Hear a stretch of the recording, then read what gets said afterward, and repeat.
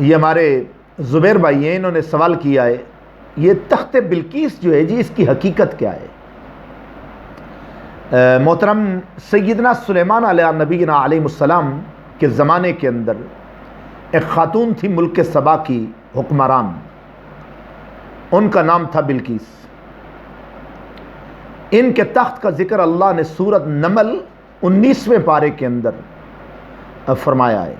جناب سلیمان علیہ نبینا علیہ السلام اپنی محفل کے اندر بیٹھے ہوئے تھے، تو آپ نے اپنے تمام حاضرین کو مخاطب کرتے ہوئے فرمایا، قالت یا ایھا الملأ ایکم یاتینی بعرشھا قبل ان یاتونی مسلمین، وہ میرے پاس مسلمان ہو کر آئے، فرما بردار ہو کر آئے، تابعدار ہو کر آئے، تم میں سے کون ہے جو اس کا تخت لے کر آئے؟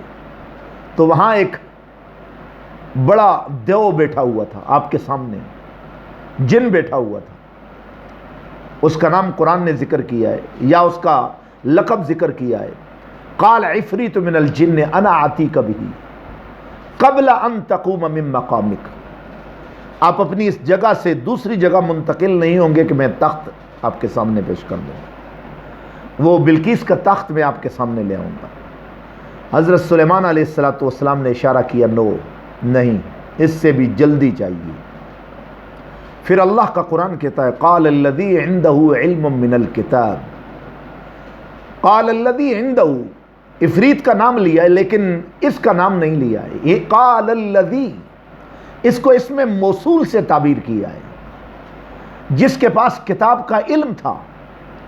اب اس کے بارے میں امام تفتزانی رحمہ اللہ کی کتاب شرح عقائد کے شرح میں آتا ہے، اس کے حاشیے میں لکھا ہوا ہے کہ اس کے پاس کون سا علم تھا؟ فرمایا اس کے پاس بسم اللہ کا نالج تھا، بسم اللہ الرحمن الرحیم کا وہ عامل تھا، یہ اس کے پاس اللہ کے نبی کی ذات پر اترنے والے بسم اللہ کا علم سلیمان علیہ السلام کے زمانے کے اس صدیق اور عالم شخص کے پاس موجود تھا، اس ولی اللہ کے پاس موجود تھا، اس کے صاحب سلیمان کے پاس موجود تھا۔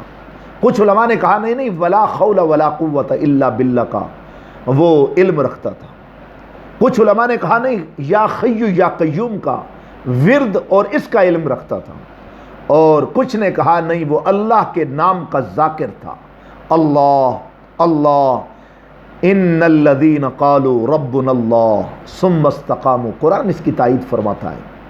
تو محترم اس نے کھڑے ہو کر کہا سلیمان علیہ السلام اگر اجازت ہو، قال الذی عندہ علم من الکتاب، علم من الکتاب انا آتیک بہ قبل ان یرتد الیک طرفک، آنکھ آپ کی دونوں آنکھوں کے حصے آپ اس میں ملنے نہ پائیں گے کہ میں اس تخت کو حاضر کر دوں گا۔ میرا فقط سوال یہ ہے کہ سلیمان علیہ السلام کے سامنے آصف بن برقیہ موجود تھا تو ملک سبا میں کون تھا؟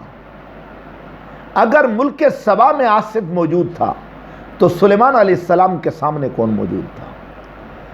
محترم آپ کو ماننا پڑے گا، آپ کو قرآن کی اس نص کا صحیح محمل جاننا پڑے گا کہ اللہ نے اپنے اولیاء اللہ کو مقام دیا، لیکن ہو ولی، جھوٹا نہ ہو، فراڈی نہ ہو، وہ اللہ کا نیک ولی ہو۔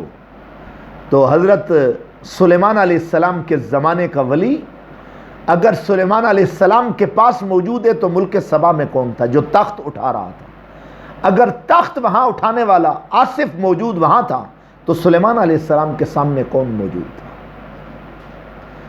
اس لیے اللہ نے سلیمان علیہ السلام کے زمانے کے اس شخص کو وہی نالج جو قرآن کے اندر موجود ہے، جتنے بھی اذکار لکھے ہوں بسم اللہ قرآن کے اندر موجود، سب سے پہلے قرآن کی ابتدا بسم اللہ سے ہوتی ہے، ولا حول ولا قوت الا، یہ رسول اللہ کی حدیث کے اندر موجود ہے۔ اسی طریقے سے یا حی یا قیوم، یہ اللہ کے اسماء باری تعالیٰ، اسماء باری تعالیٰ میں سے ان کا ورد کیا جاتا ہے۔ اور اللہ ان الذین، میں ابھی آپ کو سنا چکا ہوں۔ اس لیے اولیاء اللہ کے مقام کو سمجھنا یہ عام فام لوگوں کی یا عام سطحی ذہنوں کی بات نہیں ہے بھائی، اللہ کے ولی، اللہ کے مقبول، اللہ کے محبوب ہر زمانے میں موجود رہے۔